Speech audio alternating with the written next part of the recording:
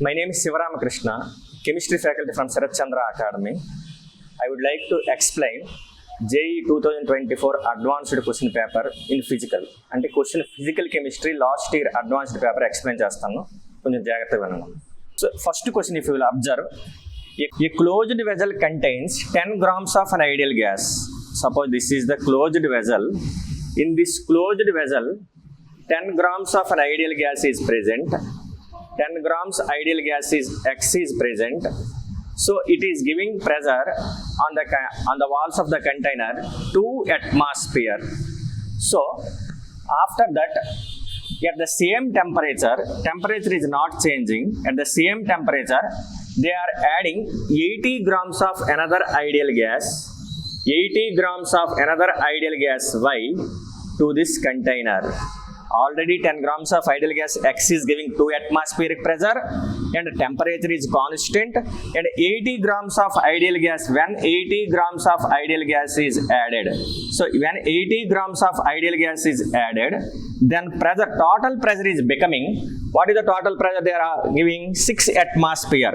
So here 10 grams of X is there, so 10 grams of X plus 80 grams of Y, 10 grams of X and 80 grams of Y is there.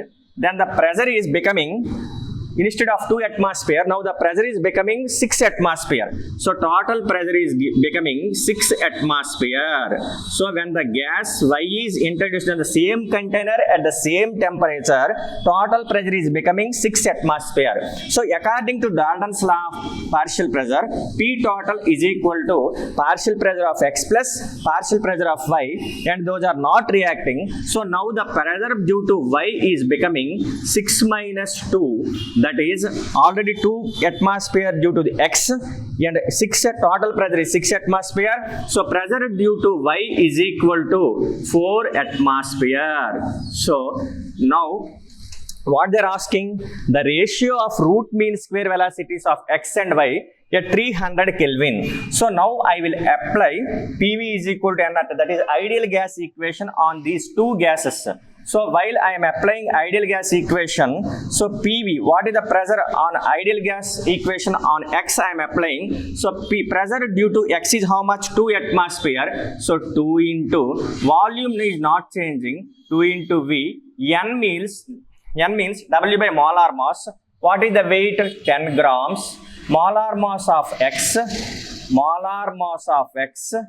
into, this is N, is equal to RT. In a similar manner, suppose if we apply PV is equal to nRT, that is ideal gas equation on Y, the pressure due to Y is 4, and this is V. V is not changing, so here also it is not changing V, and here mass is 80 by molar mass of Y into RT.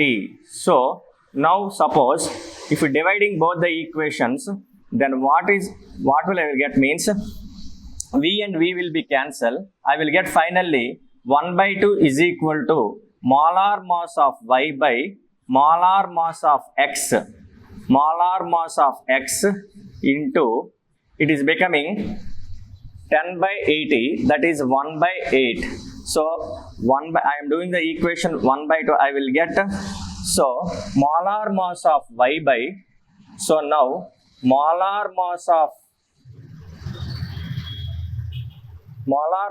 Y by molar mass of X, molar mass of Y by molar mass of X is becoming 8 by 2, that is equal to 4. So what they are asking, what is the root mean square velocities of X and Y at 300 Kelvin? So root mean square velocity formula is CRMS is equal to square root of 3RT by M. Here R is constant and temperature is also constant. So the ratio, both are constant. CRMS of X by CRMS of Y is equal to CRMS of X by CRMS of Y is equal to square root of molar mass of X, molar mass of Y by molar mass of X So by substituting molar mass of y by molar mass of x, total this value is 4 by 1. So finally I will get 2. So finally C RMS of x by C RMS of y is becoming C RMS of x by C RMS of y is equal to 2 by 1. So the ratio is becoming 2:1. Among the following, the correct statements for the electrons in an atom. It is a theoretical question. Uncertainty principle is rules out the existence of definite path of electrons. So what they're asking, the correct statements. So uncertainty principle, according to Heisenberg's uncertainty principle, the Bohr's theory is violated when Heisenberg is introducing uncertainty principle. According to Bohr, electrons are revolving around circular paths, but according to Heisenberg's principle, it is impossible to measure simultaneously the position and velocity of an electron accurately. So according to Heisenberg's uncertainty principle, there is no definite path for electron. So it is right answer only. Next one. The energy of an electron in 2s orbital of an atom is lower than the energy of an electron at infinitely far away from the nucleus. Suppose 2s orbital of electron. Suppose this is the nucleus. So from nucleus to, suppose electron is at infinite distance, they are taking a 0. So since E infinity is equal to minus 13.6 into z square by n square. So one formula is there. So suppose n is infinity, at infinity the electron energy is 0. So when it is under the influence of nucleus, it will loses energy. So it will loses energy means it is becoming negative, loses energy, and energy loses, that is electron is becoming stable. So according to Einstein formula also, energy is inversely proportional to stability. The energy of an electron in 2s orbital of an atom is lower than, here stability is more, that's why energy is less compared to infinity distance. Understand? Now according to Bohr's model, the most negative energy value for an electron is given by n is equal to 1. It is also correct. Why? Suppose here electron energy is 0. When it is moving into the nucleus, first shell is becoming more stable. Whenever it is becoming more stable, it will lose more energy. That means more negative energy. That means according to Bohr's model, the most negative energy value for an electron is given by n is equal to 1. N is equal to 1 means first shell. First shell is more stable. More stable means it is losing more energy. More energy is losing means more stable. So that's why. So the orbit which is near to the nucleus, the electron which is present near to the nucleus will lose more energy. So that's why it is becoming more stable. That's why this statement also correct. According to Bohr's model, the most negative energy value for an electron is given by n is equal to 1. It is correct only. Why? N is equal to 1 first shell. First shell is becoming more stable. Since it is more stable, it is losing more energy. So that's why it is having more negative. Next statement. According to Bohr's model, the magnitude of velocity of electron increases with increase in value of n. Suppose if you take V for the velocity of an electron, according to Bohr's theory, V is directly proportional to z by n. So z by n means, according to Bohr's model, the magnitude of velocity of electron increases with increase in value of n. But it is not correct. Since with decreasing value of n, V is increasing. Since V is inversely proportional to n. So this is the wrong statement. So what are the statements correct is A, B, C. Next one. It is related to thermodynamics. Once you see, consider the following volume temperature diagram for the expansion of 5 moles of an ideal monoatomic gas. Monoideal atomic gas is undergoing some process. The diagram for that process, volume versus temperature, is given for the expansion of 5 moles of an ideal gas. So 5 moles of an ideal gas is expanding. So during this expansion, what is the delta H value? So delta H is an extensive process. So from here to here, x to y, comma y to z, it is expanding. Considering only PV work involved, the total change in enthalpy in joule for the transformation of state in the sequence x to y, y to z. Whatever may be the, since delta H is an extensive property and delta H is a state function. So delta H is a state function. Since delta H is state function, so its value does not depend on the path. Its value does not depend on the path. The value of delta H does not depend on the path. So దీని value అనేది path మీద depend అవ్వదు. So దీని value path మీద depend అవ్వదు కాబట్టి మనం డైరెక్ట్గా అంటే ఇనీషియల్ స్టేట్ ఫైనల్ స్టేట్ మీద మాత్రమే ఇది డిపెండ్ అవుద్ది. అంటే ఇది ఎక్స్ నుండి వైకి వెళ్తుంది, వై నుండి జెడ్కి వెళ్తుంది. డెల్టా హెచ్ అనేది స్టేట్ ఫంక్షన్ కాబట్టి only initial state final state మీద మాత్రమే డిపెండ్ అవుద్ది. ఇది ఎలా వెళ్ళింది దాని మీద డిపెండ్ అవుతుంది. కాబట్టి దీనికి డైరెక్ట్గా ఒక ఫార్ములా ఉంది, మనం ఆ ఫార్ములా యూజ్ చేసి క్యాలిక్యులేట్ చేయొచ్చు. ఏంటంటే formula delta H is equal to N into CP into delta T. So వాళ్ళు ఏంటి అడుగుతుంటారంటే డెల్టా హెచ్ వాల్యూ ఎంత ఉంటుందో అని అడుగుతుంటారు. Delta H value formula delta H formula ఏంటంటే N into CP into delta T. So N into CP into delta T కాబట్టి ఇక్కడ మనకి ఏంటి యూజ్ చేస్తారంటే ఎన్ ఇంటూ సిపి మనకి ఇవ్వలేదు, సివి ఇచ్చాడు, CV plus R into delta T అవుతుంది. CV plus R into delta T. So N అంటే ఎంత ఇచ్చాడంటే మనకి చూడండి 5 moles of an ideal gas అని అన్నాడు. 5 moles of an ideal gas, ideal monoatomic gas అన్నాడు. 5 moles of ideal monoatomic gas అన్నాడు. మోనో అటామిక్ గ్యాస్ ఇచ్చాడు కాబట్టి మన గామా వాల్యూ బేస్ చేసుకుని CP/CV వాల్యూ బేస్ చేసుకుని గామా ఈజ్ ఈక్వల్ టు 5/3 కాబట్టి CV వాల్యూ 3R/2 వేస్తే answer wrong అవుద్ది. ఎందుకంటే వాళ్ళు CV వాల్యూ ఇచ్చారు మనకి, ఎంత ఇచ్చారంటే 12 joule per kelvin inverse already ఇచ్చారు మనకి. కాబట్టి మనం CV వాల్యూ మనం మోనో అటామిక్ గ్యాస్ వేయకూడదు, సబ్స్టిట్యూట్ చేయకూడదు. ఎందుకంటే వాళ్ళు CV వాల్యూ ఆల్రెడీ ఇచ్చారు. సపోజ్ CV వాల్యూ ఇవ్వకపోతే మనం నార్మల్గా మనం మోనో అటామిక్ గ్యాస్ యొక్క CV వాల్యూ సబ్స్టిట్యూట్ చేయొచ్చు.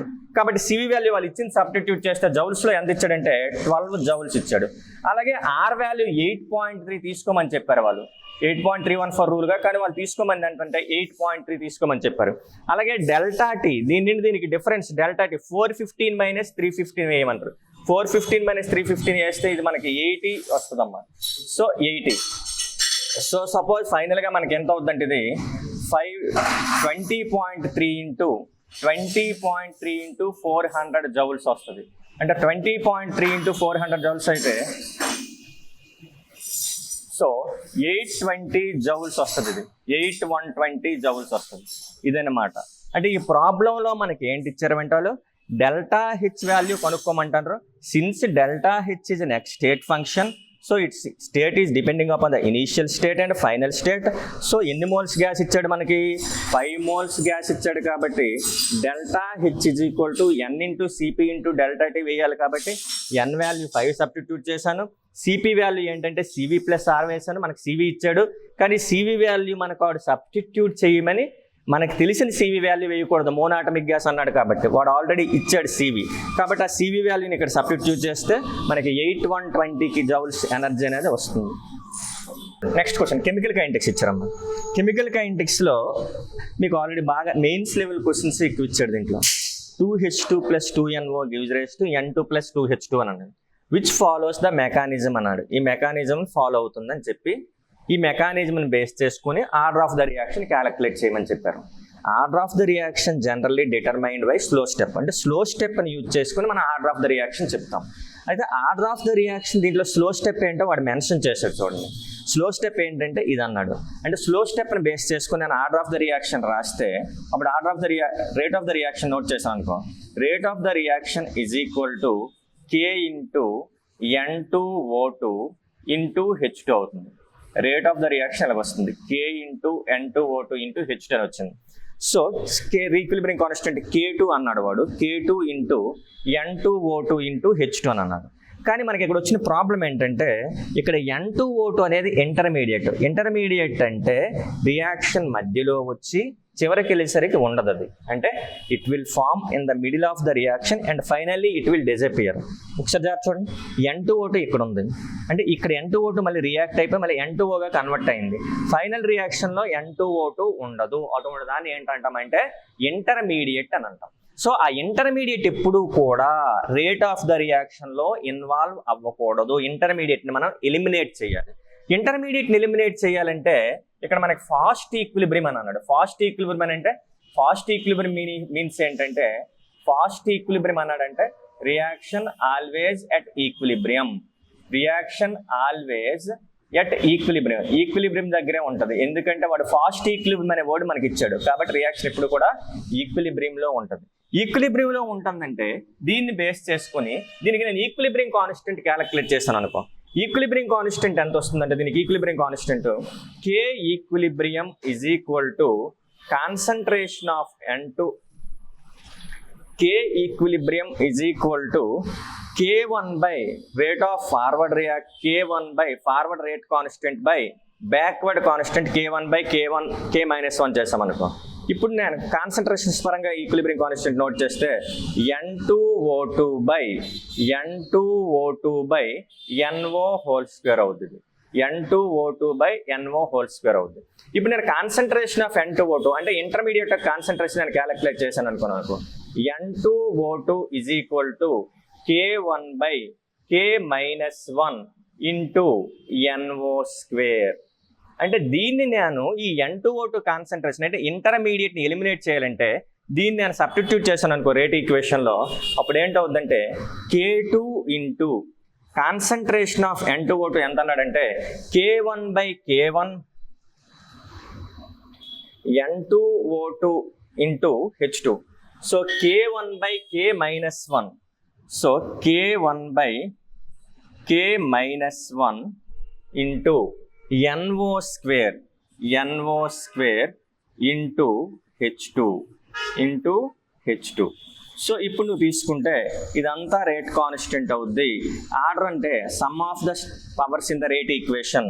So with respect to order, with respect to NO order is 2, with respect to H2 order is 1. So total order is becoming 2 + 1. So order of the reaction is becoming 3.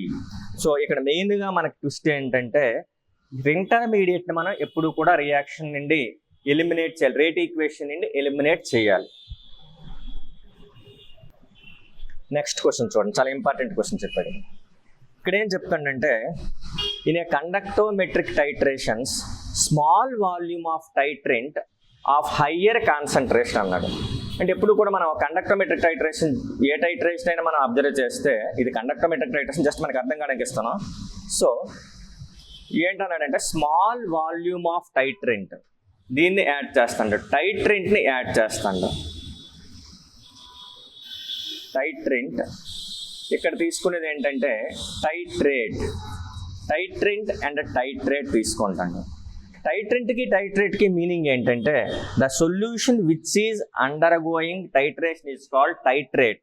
The solution with which titration is going on is set to be titrant. అంటే దేనితో నువ్వు titration చేస్తానవో దాన్ని టైట్రెంట్ అంటాం, దేన్ని titration చేస్తానమో దాన్ని titrate అని అంటాం. చూడండి ఇక్కడ ఇప్పుడు దీని కండక్టెన్స్ని మెజర్ చేస్తాడు. అంటే ఇది యాడ్ చేస్తున్నప్పుడు దీని యొక్క మోలార్ కండక్టెన్స్ ఎలా చేంజ్ అవుతుందో చెప్తాను చూడండి. So large in a conductometric titrations small volume of titrant అంటే ఈ తక్కువ వాల్యూమ్ యాడ్ చేస్తుంటాడు, of higher concentration is added stepwise నీకు యాడ్ చేస్తాడు to a large volume of titrate. ఇది titrate how much of much lower concentration, చాలా తక్కువ concentration ఉంది. లార్జర్ వాల్యూమ్ దీని కాన్సన్ట్రేషన్ తక్కువ ఉంటుంది, దీని కాన్సన్ట్రేషన్ ఎక్కువ ఉందని చెప్తాడు.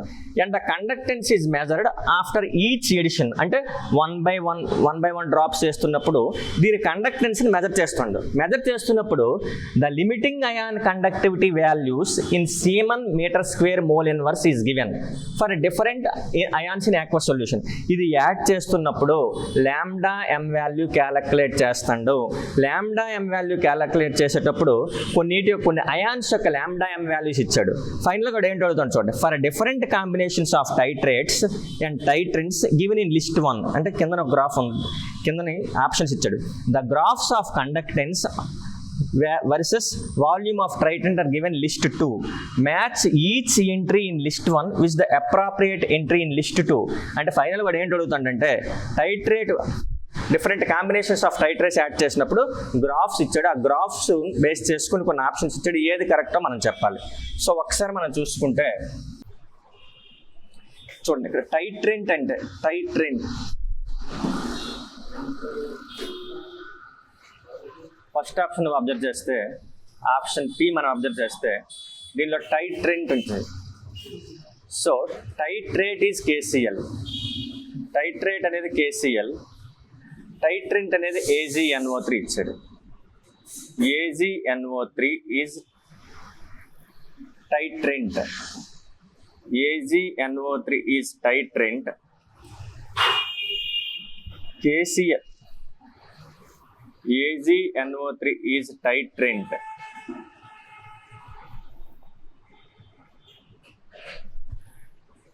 Titrant. KCl is titrate. KCl అనేది టైట్రేట్. ఇప్పుడు ఏం జరుగుతుందంటే KCl లో మనం AgNO3 యాడ్ చేస్తున్నాం. KCl in the solution of KCl we are adding AgNO3. So AgNO3 add చేసినప్పుడు ఏం జరుగుతుందంటే ఆల్రెడీ ఇక్కడ KCl ఉంది, AgCl ప్రెసిపిటేట్ ఫామ్ అవుతుంది. Precipitate is not a part of solution, precipitate అనేది సొల్యూషన్లో పార్ట్ కాదు, కాబట్టి దానిలో కండక్టెన్స్ యొక్క రోల్ దానిలో లేదు. సో ఫైనల్గా మనకి ఇక్కడ ఉండేది KNO3 ఉంటుంది. అంటే ఫైనల్గా మనం అబ్జర్వ్ చేస్తే Cl మైనస్ ప్లేస్లోకి ఏంటి వచ్చిందంటే NO3 మైనస్ ఎంటర్ అయింది. మనకు వాల్యూస్ ఇచ్చారు lambda m of Cl minus and if you compare lambda m of NO3 minus. Cl minus యొక్క కండక్టెన్స్, NO3 మైనస్ యొక్క కండక్టెన్స్ క్వశ్చన్లో టేబుల్ ఇచ్చారు.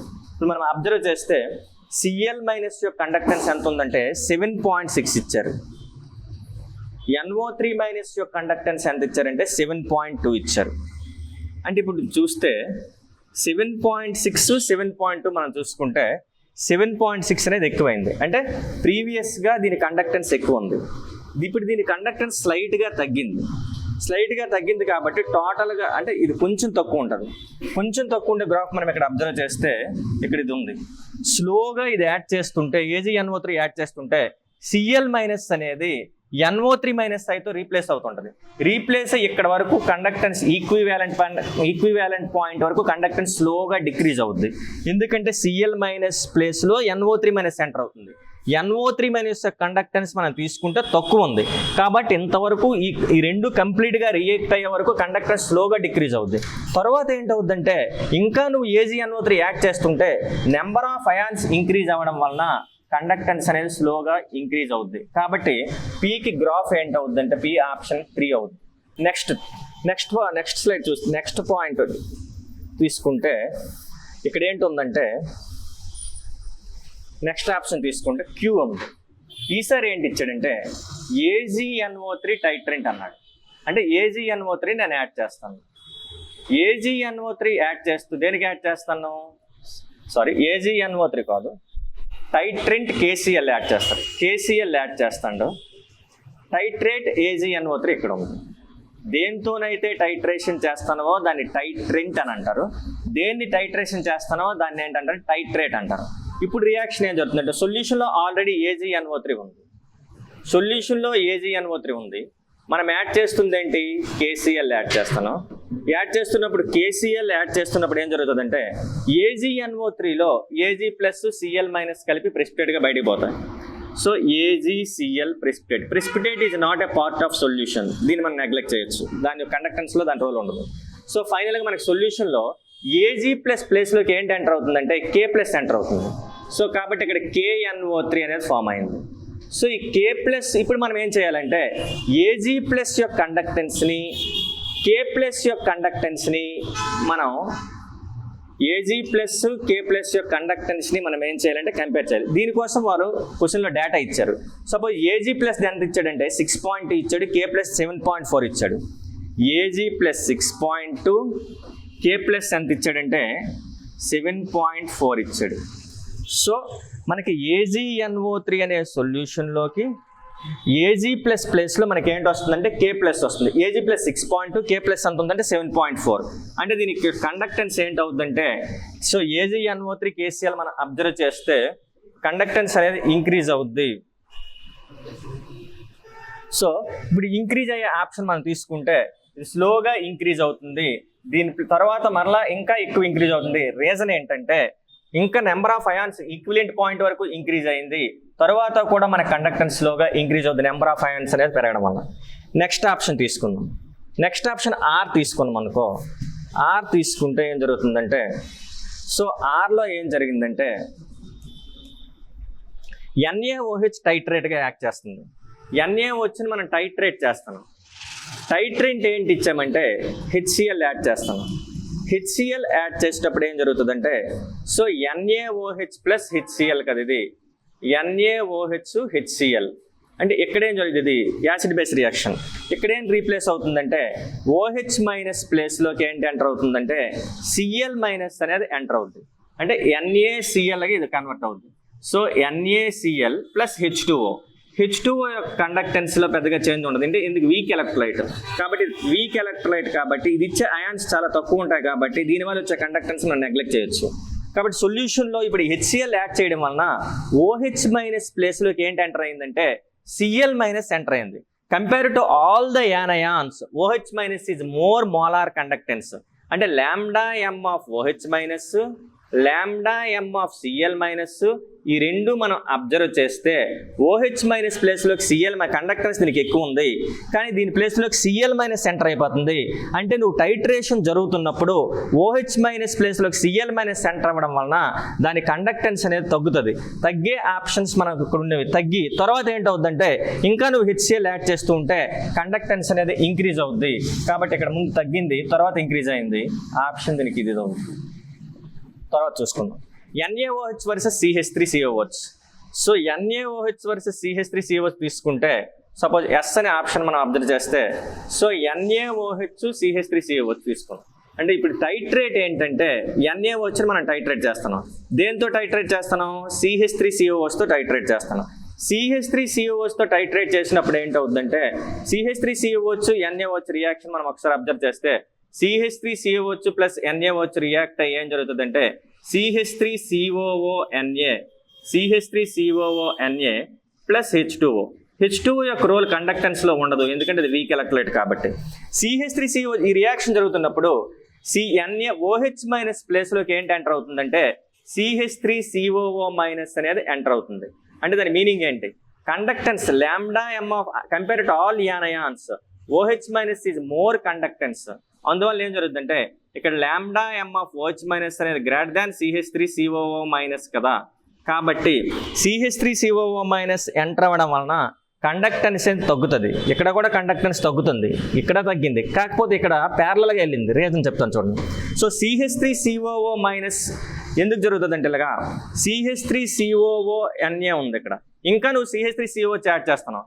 కామన్ అయాన్ ఎఫెక్ట్ వల్ల ఏం జరుగుతుందంటే CH3COOH కండక్టెన్స్ అనేది నువ్వు ఇంకెంత CH3COOH యాడ్ చేసినా ఈ CH3COOH అయనైజేషన్ నువ్వు అబ్జర్వ్ చేస్తే CH3COO minus plus H plus ఉంటుంది. ఇది ముందు తగ్గింది, కానీ ఈక్వలెంట్ పాయింట్ తర్వాత ఆల్మోస్ట్ ఈక్వల్గా వెళ్తుంది. మిగతా అన్నింటిలో ఈక్వలెంట్ పాయింట్ తర్వాత ఇంక్రీజ్ అవుతుంది, కానీ ఇక్కడ ఆల్మోస్ట్ ఈక్వల్గా వెళ్ళడానికి రీజన్ ఏంటంటే ఇది already weak acid, week electrolyte. దీంతో పాటు ఆల్రెడీ సొల్యూషన్లో CH3COONA ఉంది. CH3COONA అనేది ఒక సాల్ట్, ఇది 100% అయనైజ్ అయిపోద్ది. CH3COO minus plus Na plus అంటే సేమ్ అయాన్ ఉంది. అంటే ఈ సొల్యూషన్, ఈ స్ట్రాంగ్ ఎలక్ట్రోలైట్ దీని అయనైజేషన్ తగ్గిస్తుంది. దీని అయనైజేషన్ తగ్గించడం వలన ఈ ప్రొడ్యూస్ అయ్యే అయాన్స్ అనేవి తగ్గిపోతాయి. నేను చెప్తున్న పాయింట్ అర్థం చేసుకోండి. ఇది స్ట్రాంగ్ ఎలక్ట్రోలైట్, ఈ స్ట్రాంగ్ ఎలక్ట్రోలైట్, ఇది వీక్ ఎలక్ట్రోలైట్. ఈ వీక్ ఎలక్ట్రోలైట్ యొక్క అయనైజేషన్ మీద ఈ స్ట్రాంగ్ ఎలక్ట్రోలైట్ కామన్ అయాన్ ఇస్తుంది. లీచాట్లర్ ప్రిన్సిపల్ బేస్ చేసుకొని కామన్ అయాన్ ఎఫెక్ట్ నువ్వు అబ్జర్వ్ చేస్తే ఈక్విలిబ్రియం ఇటువైపు షిఫ్ట్ అవుతుంది. ఈక్విలిబ్రియం షిఫ్ట్ అవ్వడం వలన నెంబర్ ఆఫ్ అయాన్స్ తగ్గుతాయి, మరీ అంత ఇంక్రీజ్ అవ్వవు. అందువల్ల ఇక్కడ ప్యారలల్గా లైన్ వచ్చింది. కాబట్టి దీనికి ఆప్షన్ ఏంటవుతుందంటే ఇది అవుతుంది. So we will go to the physical chemistry second paper. So in the second paper, according to Bohr's model, the highest kinetic energy is associated with the electron in the. So they are giving say 4 options. So kinetic energy and total energy. So suppose if we go to total energy is equal to minus 13.6 into z square by n square. So then kinetic energy and total energy minus 1:1 ratio. So kinetic energy of electron becomes 13.6 into z square by n square. So from this we will observe that kinetic energy is directly proportional to z square by n square. That is, kinetic energy is directly proportional to z by n. So kinetic energy is directly proportional to z by n. Suppose if you observe that options z by n for hydrogen, z for a option hydrogen z value is equal to 1. So first orbit they are giving, so 1 by 1, and first orbit of helium plus, for helium plus z value is 2, and first orbit they are giving, so 2 by 1. Similarly for third option it is 2, second orbit 2 by 2. So second orbit of lithium plus 2 is equal to 2 by, so second orbit of lithium plus 2, this is 3 by 2. Suppose if I observe the values, here 1, here 2, here 1, here 1.5. What they are asking, see. According to Bohr's model, the highest kinetic energy is associated with the electron. Highest kinetic energy means kinetic energy is directly proportional to z by n. So the z by n value for this one, second option is more. So option B is correct here.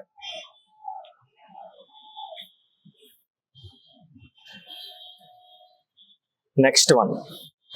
In a metal oxide, MXY2O4. So MX2Y4, M and Y are metals. M is present in both +2 and +3 oxidation states, and Y is in +3 oxidation state. So in this, M metal is in +2 and +3 oxidation states, Y is in +3 oxidation state, and oxygen oxidation state we know very well, -2. Then they are asking the fraction of M+2 ions present in M is 1 by 3. Then what is the value of X? So suppose if you see this one, MX and Y2O4, MXY2O4. So in MX, suppose this is, the metal is in 2 oxidation states. That one is, first one is M+2, second one is M+3. So total matter is in +2 oxidation state and in +3 oxidation state. In question they are giving. So ఈ question ఏంటి ఇచ్చాడంటే M అనేది +2 and +3 oxidation state లో ఉంది అని చెప్తాడు. మళ్ళీ last లో ఏంటన్నాడంటే M+2 ions are present in 1/3 oxidation states అన్నాడు. ఎన్ని ఉన్నాయంట? M+2 ions present in M is a fraction of 1/3. It is fraction of M+2 ions are 1/3, and total 1/3 ions are in plus M+. Total ions are X. Among these X, 1/3 X atoms are in M+2, and remaining atoms are 2/3 X are in M+3 oxidation state. అంటే M+2 oxidation state లో ఉన్నవి 1/3 ఉన్నాయి, +3 oxidation state లో ఉన్నవి 2/3. అంటే total గా ఏంటంటే 1/3 total X atoms అనుకుంటే X లో 1/3 X part and +2 oxidation state లో ఉంది, 2/3 X పార్ట్ +3 ఆక్సిడేషన్ స్టేట్ లో ఉంది. సో చార్జ్ మనం తీసుకుంటే టోటల్ చార్జ్ ఈ మాలిక్యూల్ మొత్తం మీద, ఈ కాంపౌండ్ మొత్తం మీద చార్జ్ 0 కాబట్టి మొత్తం చార్జ్ 0కి ఈక్వల్ చేస్తే మనకి ఏంటవుతుందంటే 1/3 X/3 ఆటమ్స్ అనేవి ఏ ఆక్సిడేషన్ స్టేట్ లో ఉన్నాయంటే 2 ఆక్సిడేషన్ స్టేట్ లో ఉన్నాయి. 2/3 X 2x/3 ఆటమ్స్ ఏ ఆక్సిడేషన్ స్టేట్ లో ఉన్నాయంటే +3 ఆక్సిడేషన్ స్టేట్ లో ఉన్నాయి. ఇంకా నువ్వు అబ్జర్వ్ చేస్తే 2 Y ఆటమ్స్ ఉన్నాయి. Y ఆటమ్స్ అనేవి ఇంకా 2 × 3 ఎన్ని ఆటమ్స్ ఉన్నాయంటే 2 కదా ఇక్కడ. Y ఆటమ్స్, Y యొక్క ఆక్సిడేషన్ స్టేట్ ఎంత అంటాడు? 3 అంటాడు. కాబట్టి ఇది 2 × 3 అవుద్ది. దీంతో పాటు ఆక్సిజన్ ఆటమ్స్ 4 ఉన్నాయి అంటాడు. ఆక్సిజన్కి ఏమి మెన్షన్ చేయకపోతే జనరల్ గా 4 × దాని ఆక్సిడేషన్ స్టేట్ అనేది -2 అవుద్ది. టోటల్ గా నువ్వు అబ్జర్వ్ చేస్తే ఇక్కడ 2x/3, ఇక్కడ 6x/3, మొత్తం 8x/3 అవుతుంది. 8x/3 ఇది -8, ఇది +6. కాబట్టి -8 + 6 ఏంటవుతుందంటే -8 + 6 2 అవుద్ది. దీన్ని తీసుకెళ్తే 2 అవుద్ది. సో 2 1 2 4 క్యాన్సిల్ అయితే x ఏంటవుతుందంటే 3/4 అవుద్ది. So x 3/4. 3/4 means 0.75. Next one,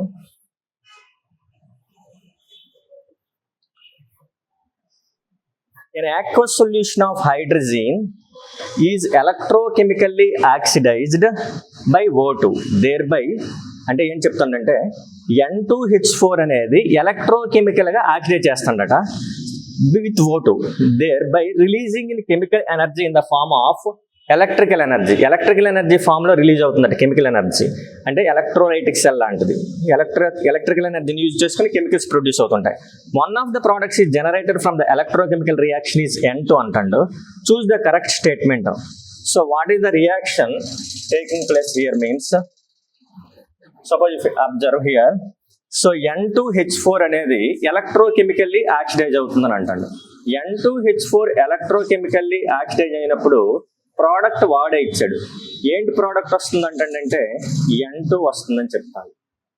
N2H4 ని ఎలక్ట్రోకెమికల్ గా ఆక్సిడేషన్ చేస్తుంటే ఏంటి వస్తుందని చెప్తానంటే one of the product is N2 అని అంటాడు. N2 తర్వాత మనం ఇక్కడ అబ్జర్వ్ చేస్తే ఆప్షన్స్ లో OH- బేసిక్ మీడియంలో రియాక్షన్ జరుగుతుందని తెలుసుకోవచ్చు. బేసిక్ మీడియంలో రియాక్షన్ జరుగుతున్నప్పుడు ఇక్కడ 4OH- ఉంటది. సో ఈ 4OH- ఇక్కడ 4OH- వేసాను కాబట్టి ఇటుపక్క కూడా మనం 4OH- వేసుకుని చార్జ్ మరలా బ్యాలెన్స్ చేస్తే 4 ఎలక్ట్రాన్స్ ఇక్కడ వస్తాయి. ఇది యానోడ్ దగ్గర ఎలక్ట్రాన్స్ లూజ్ అవుతుంది. అదేవిధంగా క్యాథోడ్ దగ్గర రియాక్షన్ ఏం జరుగుతుందంటే క్యాథోడ్ దగ్గర one of the product, so oxygen అనేది వస్తుంది వన్ ఆఫ్ ద ప్రోడక్ట్ గా. సో ఎలక్ట్రోకెమికల్లీ ఆక్సిడైజ్డ్ విత్ O2 అని ఇచ్చాడు చూడండి, O2. సో O2 వస్తుంది ఇక్కడ. O2 4OH-, నెక్స్ట్ బ్యాలెన్స్ చేసిన తర్వాత ఇక్కడ 2H2O + 4 ఎలక్ట్రాన్స్ అనేవి క్యాథోడ్ దగ్గర ఎలక్ట్రాన్స్ గెయినింగ్ జరుగుతుంది. సో ఇప్పుడు టోటల్ ఓవరాల్ గా మనకి యానోడిక్ రియాక్షన్, క్యాథోడిక్ రియాక్షన్ ఈ రెండింటిని బ్యాలెన్స్ చేయొచ్చు, క్యాన్సిల్ చేయొచ్చు. యానోడ్ దగ్గర ఆక్సిడేషన్ జరిగింది, లూజింగ్ ఆఫ్ ఎలక్ట్రాన్స్. క్యాథోడ్ దగ్గర రిడక్షన్ జరిగింది. ఇప్పుడు మనం వన్స్ ఆప్షన్స్ చెక్ చేసుకుంటే OH- ions reacts with N2H4 at anode అన్నాడు.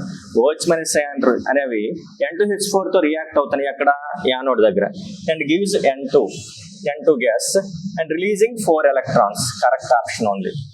అదేవిధంగా at the cathode N2H4 breaks to N2 gas. Cathode దగ్గర N2H4 అనేది బ్రేక్ అవడం ఏం జరగలేదు, నేసెంట్ హైడ్రోజన్ ఏం ఫార్మ్ అవ్వలేదు, కాబట్టి అది wrong. At the cathode molecular oxygen gas converted into OH-. Molecular oxygen gas అనేది OH- గా కన్వర్ట్ అయింది. తర్వాత oxides of nitrogen are major by products of the electrochemical process అని అన్నాడు. ఇక్కడ ఆక్సైడ్స్ ఆఫ్ నైట్రోజన్ ఏం రాలేదు, N2 వచ్చింది. ఇది ఎలక్ట్రోకెమికల్ ఆక్సిడేషన్ కదా. ఎలక్ట్రోకెమికల్ ఆక్సిడేషన్స్ లో నైట్రోజన్ అనేది కొంచెం N2 నైట్రోజన్ యొక్క ఆక్సైడ్స్ గా కన్వర్ట్ అవ్వదు. నార్మల్ కంబషన్ రియాక్షన్స్ లో అయితే నైట్రోజన్ అనేది N2 గా కన్వర్ట్ అవ్వదు, కానీ ఎలక్ట్రోకెమికల్ ఆక్సిడేషన్ లో N2 నైట్రోజన్ ఆక్సైడ్స్ గా కన్వర్ట్ అవ్వదు. కాబట్టి ఈ ఆప్షన్ కూడా రాంగ్ అవుద్ది. ఇదన్నమాట ఆన్సర్. A, C అవుతుంది. To form complete mono layer of acetic acid, 1 gram of charcoal. 1 gram of charcoal on that. This is acetic acid solution they are taking. Acetic acid solution ఇక్కడ ఉంది. ఈ acetic acid solution లో 1 gram of charcoal ఉంచాడట. acetic acid solution లో 1 gram charcoal. ఈ 1 gram charcoal కి ఏంటి add చేస్తుంది? Acetic acid 1 gram charcoal ఉంది, 100 ml of 0.5 molar acetic acid అని అన్నాడు.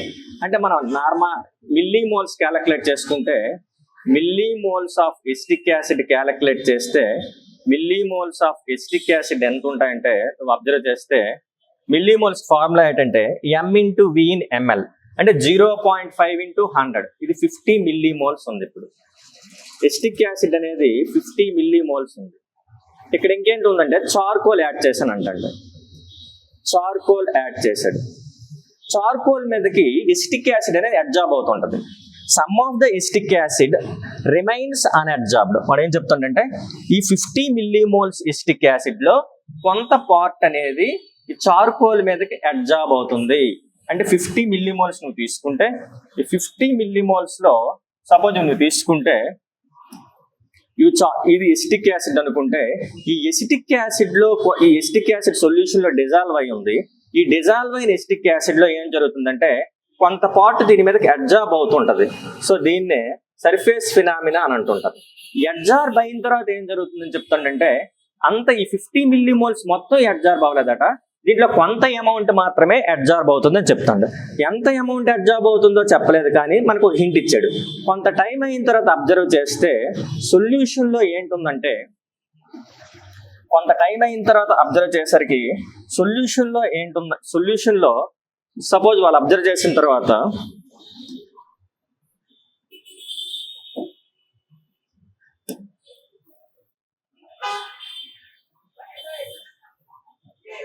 కొంత టైం అయిన తర్వాత అబ్జర్వ్ చేస్తే ఏం జరిగిందంటే ఈ సొల్యూషన్ లో ఎసిటిక్ యాసిడ్ ఉంది కదా, ఈ ఎసిటిక్ యాసిడ్ మీద ఉండే సొల్యూషన్ లో కొంత అమౌంట్ అబ్జార్బ్ అయిపోయింది already.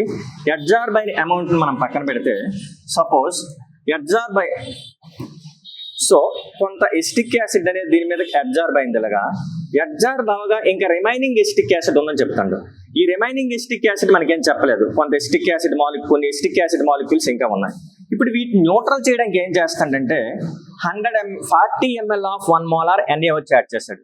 40 ml of 1 molar NaOH second step లో యాడ్ చేసరికి ఏం జరుగుతుందంటే 40 ml of 1 molar NaOH add చేశాడు. 40 ml of 1 molar NaOH means ఎన్ని మిల్లీమోల్స్ ఉంటాయో ఒకసారి చెక్ చేసామనుకో, M/V/Ml ఫార్ములా వేస్తుంటే ఇది 40 మిల్లీమోల్స్ అనేది ఇంకా సొల్యూషన్ లో ఉంది, ఇది యాడ్ చేసాను అన్నాడు. NaOH యొక్క వ్యాలెన్సీ ఫ్యాక్టర్ 1, ఎసిటిక్ యాసిడ్ యొక్క వ్యాలెన్సీ ఫ్యాక్టర్ కూడా 1. కాబట్టి equivalents of NaOH is equal to equivalents of acetic acid or valency factor is equal for both. రెండింటికి కూడా ఈ వ్యాలెన్సీ ఫ్యాక్టర్ ఈక్వల్ కాబట్టి ఇది ఎన్ని మిల్లీమోల్స్ యాడ్ చేసావో ఎసిటిక్ యాసిడ్ కూడా అన్ని మిల్లీమోల్స్ రియాక్ట్ అవుద్ది. అంటే సొల్యూషన్ లో ఫైనల్ గా నీకు ఉన్న ఎసిటిక్ యాసిడ్ ఏంటవుతుంది. సో ఫైనల్ గా ఉన్న ఎసిటిక్ యాసిడ్ ఏంటవుతుందంటే so number of millimoles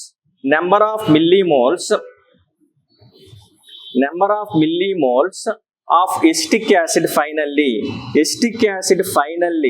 final గా ఎంత ఉన్నట్టంటే అన్రియాక్టెడ్ 40 మిల్లీమోల్స్ ఉంది. అంటే నేను 40 మిల్లీమోల్స్ ఎలా వేసుకుంటానంటే దీని యొక్క వ్యాలెన్సీ ఫ్యాక్టర్ 1, అది ఎందుకంటే 1OH - I అని ఉంది. ఎసిటిక్ యాసిడ్ యొక్క వ్యాలెన్సీ ఫ్యాక్టర్ కూడా 1. కాబట్టి ఇది ఎన్ని మోల్స్ రియాక్ట్ అవుద్దో ఎసిటిక్ యాసిడ్ కూడా అన్ని మోల్స్ రియాక్ట్ అవుద్ది. కాబట్టి ఎసిటిక్ యాసిడ్ మిల్లీమోల్స్ కూడా అన్రియాక్టెడ్ ఎసిటిక్ యాసిడ్ కూడా ఎన్ని మోల్స్ ఉంటుందంటే 40 మిల్లీమోల్స్ మాత్రమే ఉంటుంది. అంటే దీని సొల్యూషన్ లో ఉండే మిల్లీమోల్స్ మనకి అన్రియాక్టెడ్ ఎసిటిక్ యాసిడ్ ఫైనల్ గా ఎంత ఉందంటే 40 మిల్లీమోల్స్ ఉన్నాయి. 40 మిల్లీమోల్స్ అంటే మనకి ఎన్ని మోల్స్ అవుతుందంటే 40. సో ఆల్రెడీ 40 మిల్లీమోల్స్ ఉంది. అంటే absorbed acetic acid moles number of millimoles of acetic acid absorbed. Absorb అయిన ఎసిటిక్ యాసిడ్ ఎంత ఉంటుందంటే అబ్జార్బ్ ఎసిటిక్ యాసిడ్ అనేది 50 - 40 అంటే ఎన్ని మిల్లీమోల్స్ ఉంటుందంటే 10 మిల్లీమోల్స్ అనేది మనకి అబ్జార్బ్ అయింది. 10 మిల్లీమోల్స్ అబ్జార్బ్ అయింది. 10 మిల్లీమోల్స్ అంటే మాలిక్యూల్స్ తీసుకుంటే 10 × 10⁻³ ఇంటూ 6 × 1 మోల్ అంటే 6 × 10⁻23 కాబట్టి ఇది ఎంత అవుతుందంటే మొత్తం 6 × 10⁻23 - 6 × 10⁻20 + 21 అవుతుంది. అర్థమవుతుందా? అంటే మొత్తం 10 మిల్లీమోల్స్ ఉన్నాయి. 10 మిల్లీమోల్స్ అంటే 10 × 10⁻³ 1 మోల్ అంటే 6 × 10⁻23 6 × 10⁻23 పార్ట్ మాలిక్యూల్స్ ఉన్నట్టు. అంటే టోటల్ గా మనం అబ్జర్వ్ చేస్తే ఇది 6 × 10⁻21 మాలిక్యూల్స్ ఆఫ్ ఎసిటిక్ యాసిడ్ అనేది అబ్జార్బ్ అయింది. ఎంత సర్ఫేస్ మీద అబ్జార్బ్ అయిందని చెప్తుండో చూడండి ఒకసారి. ఎంత సర్ఫేస్ అన్నాడు? సర్ఫేస్ ఏరియా ఇచ్చాడు చూడండి. 1 గ్రామ్కి ఇక్కడ తీసుకుంటే మనం 1 గ్రామ్, ఈ 1 గ్రామ్ యొక్క సర్ఫేస్ ఎంత ఉందంటే 1.5 ఇంటూ 10 స్క్వేర్ ఉంది. 1 గ్రామ్ యొక్క సర్ఫేస్ ఎంత ఉందంటే 1.5 ఇంటూ 10 స్క్వేర్ మీటర్ స్క్వేర్. అంటే ఇన్ని మాలిక్యూల్స్, అంటే 6 ఇంటూ 10⁻21 మాలిక్యూల్స్, 6 ఇంటూ 10⁻21 మాలిక్యూల్స్ అనేవి 6 ఇంటూ 10⁻21 మాలిక్యూల్స్ ఎంత సర్ఫేస్ మీద అబ్జర్వ్ అయ్యాయి? 1.5 into 10 power absorbed on 1.5 into 10 square metre square surface మీద అబ్జర్వ్ అయ్యాయి. కానీ 1 మాలిక్యూల్ ఎంత సర్ఫేస్ ఏరియా మీద అబ్జర్వ్ అవుతుందో మనకు తెలియాలంటే, 1 మాలిక్యూల్ ఎంత సర్ఫేస్ ఏరియా మీద అబ్జర్వ్ అవుతుందో తెలియాలంటే 1.5 ఇంటూ 10 స్క్వేర్ బై 6 ఇంటూ 10⁻21 అవుతుంది. 6 ఇంటూ 10⁻21 ఇంత, అంటే 1 మాలిక్యూల్ ఇంత సర్ఫేస్ ఏరియా మీద అబ్జర్వ్ అవుతుంది. ఇది 1.5 అంటే 3/2 కదా, 3/2 అంటే మొత్తం 3/12 అవుతుంది. ఇది 3/12 ఇంటూ 10 పవర్ ఎంత అవుతుంది అంటే ఇది 10⁻−19 అవుతుంది. 3/2 అంటే దిస్ ఈజ్ 1/4. 1/4 means 0.25 into 10⁻−19. దీన్ని ఎలా రాయొచ్చు అంటే 2500 ఇంటూ 10⁻−23 అని రాయొచ్చు. 0.25 into 10⁻−19. So this is equal to 2500 10⁻20. 2500 into 10⁻−23 అవుతుంది. So P into the given P into 10⁻23 molecules, where they given, this is P into 10⁻−23, P into 10⁻−23. So P is becoming 2500. So P is equal to 2500 అవుతుంది. Next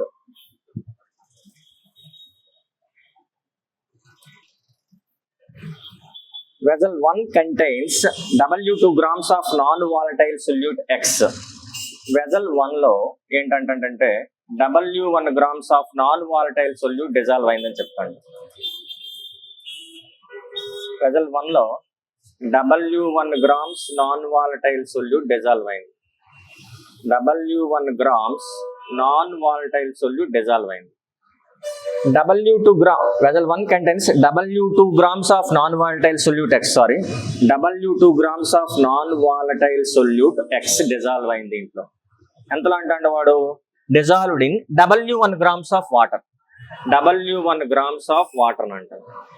W1 grams water లో ఇంత dissolve అయ్యింది. ఏం చెప్తాడో చూడండి. vessel 2 contains W2 grams another non-volatile solute. vessel 2, this is vessel 1 అనుకున్నాం. vessel 1, vessel 2 తీసుకున్నాం అనుకో. vessel 2 లో ఏంటంటే vessel 2 W2 grams of non-volatile solute dissolve అయిందంట. vessel 2 లో W2 grams of non-volatile solute dissolve అయిందంట. W2 grams of non-volatile solute Y dissolve అయిందని చెప్తాను. non-volatile solute Y, W2 grams of another non-volatile solute Y dissolve in W1 grams of water. W1 grams of water అని అంటాడు. ఇప్పుడు మనం ఇక్కడ observe చేస్తే దీంట్లో సాల్వెంట్ ఎంత వెయిట్ ఉందో దీంట్లో కూడా సాల్వెంట్ అంతే వెయిట్ ఉంది. అదే విధంగా దీంట్లో సొల్యూట్ ఎంత వెయిట్ ఉందో దీంట్లో కూడా సొల్యూట్ అనేది అంతే వెయిట్ ఉంది. W1 గ్రామ్స్ వాటర్, ఇక్కడ కూడా W1 గ్రామ్స్ ఆఫ్ వాటర్, ఇక్కడ W2 grams non volatile solute Y, W2 grams of non volatile solute X. అంటే రెండిట్లో కూడా సొల్యూట్ సాల్వెంట్స్ యొక్క వెయిట్ ఈక్వలే. అయితే క్వశ్చన్ ఏంటి అడుగుతాడు చూడండి. సేమ్ టెంపరేచర్ అన్నాడు, టెంపరేచర్ రెండిట్లో కూడా సేమ్ ఉంది అన్నాడు. సేమ్ టెంపరేచర్ దగ్గర రియాక్షన్ చేస్తే కండక్ట్ చేసే ప్రాసెస్ ని. So both the vessels are at the same temperature and pressure also same temperature and pressure. The molar mass of X is 80% of that Y అన్నాడు. And the van't Hoff factor of X is 1.2 times that of Y అన్నాడు. తర్వాత ఏంటంటే that of Y the respective concentration, the elevation in boiling point for the solution in vessel 1 dash percentage of the vessel 2 అని అంటాడు. అంటే దీంట్లో solute ఎప్పుడైనా pure solvent solute add చేస్తే boiling point అనేది ఇంక్రీజ్ అవుద్ది. ఇక్కడ కూడా ప్యూర్ సాల్వెంట్ సొల్యూట్ యాడ్ చేస్తే బాయిలింగ్ పాయింట్ ఇంక్రీజ్ అవుతుంది. దాన్ని ఎలివేషన్ ఇన్ బాయిలింగ్ పాయింట్ అంటాం. అది ఎక్కడ ఈ ఎలివేషన్ ఇన్ బాయిలింగ్ పాయింట్ యొక్క రేషియో అడుగుతాడు, పర్సెంటేజ్ ఉంటుంది. Elevation boiling point for the solution in vessel 1 దీంతో కంపేర్ చేసుకుంటే దీంట్లో ఎంత పర్సెంటేజ్ ఉంటుందో చెప్పమంటాడు. మనకు ఫార్ములా ఉంది. ఎలివేషన్ ఇన్ బాయిలింగ్ పాయింట్ కి delta TB is equal to ఏంటి అవుతుందంటే delta TB is equal to I into KB into molarity అనే ఫార్ములా ఉంది మనకి. సో డెల్టా టీబీ ఇక్కడ మనకి ఐని వాంట్ హాఫ్ ఫ్యాక్టర్ అంటాం, కేబీ కాన్స్టెంట్, ఎం అనేది molality. So I into KB into molality అంటే number of moles of weight of the solute by weight of the solute by molar mass of solute, molar mass of solute, number of moles of solute into 1 by weight of solvent అంటాం, weight of solvent. So weight of solute and weight of solvent, weight of solute and weight of solvent are constant, KB also constant. So delta TB is directly proportional to ఏంటి అవుతుందంటే delta TB is directly proportional to I by molar mass of solute అవుతుంది. I by molar mass of solute అర్థమవుతుంది నేను చెప్తుంది. I into KB van't Hoff factor అనేది different గా ఉంది. KB constant, weight of solute constant, weight of solvent constant, ఏంటేంటి వేరే అవుతున్నాయి అంటే molar mass of solute by I and molar mass of solute is changing. So మనం ఇప్పుడు ఏంటి రాయొచ్చు అంటే delta TB in vessel 1, delta TB in vessel 1 by delta TB in vessel 2. Vessel 1 vessel 2 లో డెల్టా టీబీ తీసుకుంటే ఇప్పుడు molar mass of solute, molar mass of solute 1, molar mass of Y by molar mass of X, molar mass of Y by molar mass of X. Similarly, I of X by I of Y అవుతుంది. I of X by I of Y. ఇప్పుడు మనం observe చేస్తే molar mass of Y ఇచ్చాడు చూడండి, want half fact చూడండి, molar mass of X is 80% of Y అన్నాడు. molar mass of X is 80% of Y అంటే ఇది molar mass of X, molar mass of Y by molar mass of X అంటే ఎంత అవుతుందంటే molar mass of 0.80% అంటే 80 by 100, that is 0.8 into molar mass of Y. Similarly ఇంకేంటంటే want half factor of X is 1.2 times the want half factor of Y అంటే 1.2 into I of Y by ఇది ఎంత అవుతుందంటే IY, రెండు cancel అవుతాయి. అప్పుడు ఏంటవుతుందంటే 12 by 0.8, 12 by 8. So 12 by 8, that means 3 by 2. 3 by 2 means 1.5. In percentages, it is equal to 150%. This is based on solutions problem. Next one. Final problem. So a sample of uranium initially contains a sample of uranium. Suppose uranium 238 in a uranium 238 is there. It is undergoing decay, that is disintegration. After some years, it is becoming PB, some amount of it becoming PB206. ఇది disintegration అయినప్పుడు ఏం జరుగుతుందంటే PB206 గా convert అవుతుంది. While the rest is remains అంటే కొంత time అయిన తర్వాత యురేనియం 238 అంటే కొన్ని ఇయర్స్ తర్వాత PB206 గా మారుతుంది. దీంతో పాటు ఇదంతా డిజింటిగ్రేట్ అవ్వలేదని చెప్తాను చూడండి. With time some of the uranium radioactively decay into PB206 while the rest of its undisintegrated. అంటే కొంత టైం అయిన తర్వాత ఇది కూడా ఉంది. అంటే యురేనియం 238 ఇక్కడ ఉన్నంత అమౌంట్ కాకపోయినా కొంత టైం అయిన తర్వాత దీంట్లో యురేనియం PB206 ఉంది, దీంతో పాటు యురేనియం 238 ఉంది. కాకపోతే నువ్వు ఇక్కడ అబ్జర్వ్ చేయాల్సింది ఏంటంటే సపోజ్ ఇది 1 మోల్ ఉంటే ఇది ఇక్కడ ఫామ్ అయ్యేది కూడా 1 మోలే ఫామ్ అవుతుంది. కాకపోతే ఇనీషియల్ గా మన దగ్గర ఏం చెప్తుందంటే కొంత టైం అయిన తర్వాత దీంట్లో యురేనియం 238 తో పాటు ఇంకేంటి ఉందంటాడు PB206 కూడా ఉందంట. PB206 ఉంది. దీంతో పాటు యురేనియం 238 కూడా ఉంది. అంటే దీంట్లో కొంత అమౌంట్ డిజెంటిగ్రేట్ ఎలా కన్వర్ట్ అయిందంటే PB206 గా కన్వర్ట్ అయింది. రిమైనింగ్ యురేనియం 238 ఇంకా డిజెంటిగ్రేట్ అవ్వలేదు కొంత టైం వరకు.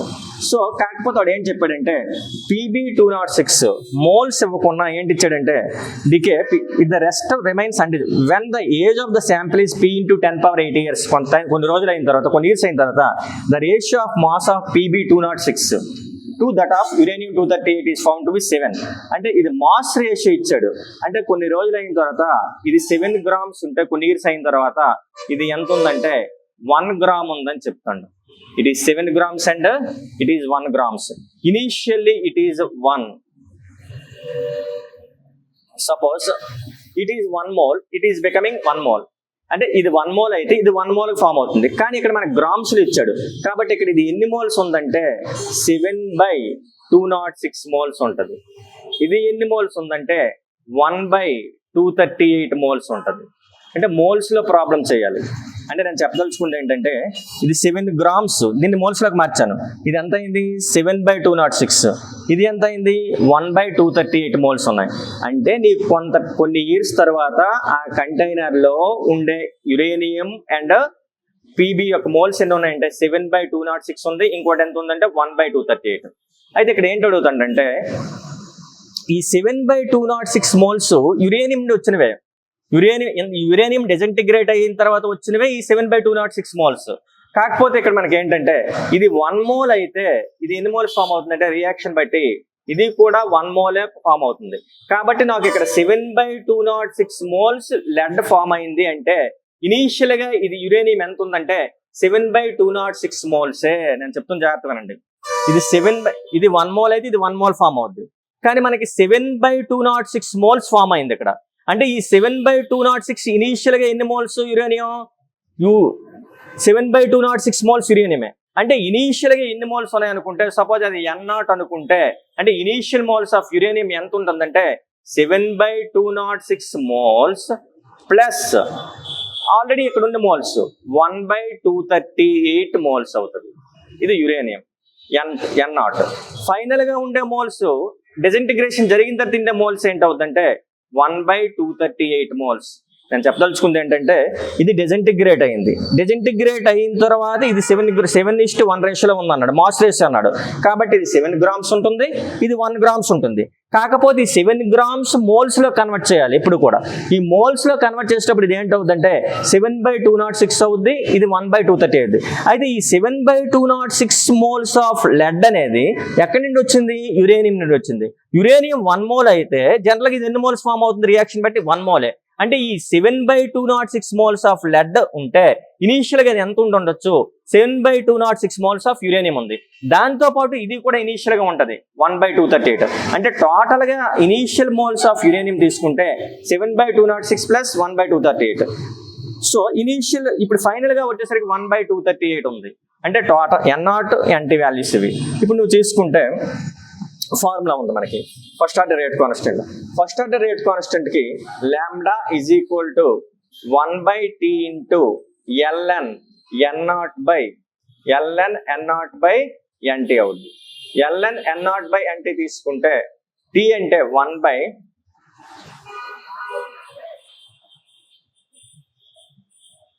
So T is equal to T is equal to 1/λ into ln N0/NT అని తీసుకున్నాం. సో లాంబ్డా 1/λ అంటే ln 2/T ఆఫ్. ఈ T ఆఫ్ పైకి తీసుకెళ్తే ఇలా వస్తుంది ln N0/NT అని వస్తుంది.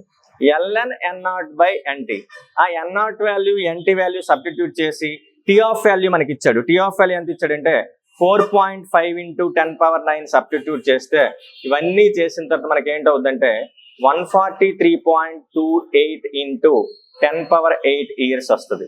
సో దీనిలో P value P is equal to 143.28 అనేది ఆన్సర్ అవుతుంది. ఇది కొంచెం క్యాలిక్యులేషన్ డిఫికల్ట్గా ఇచ్చాడు.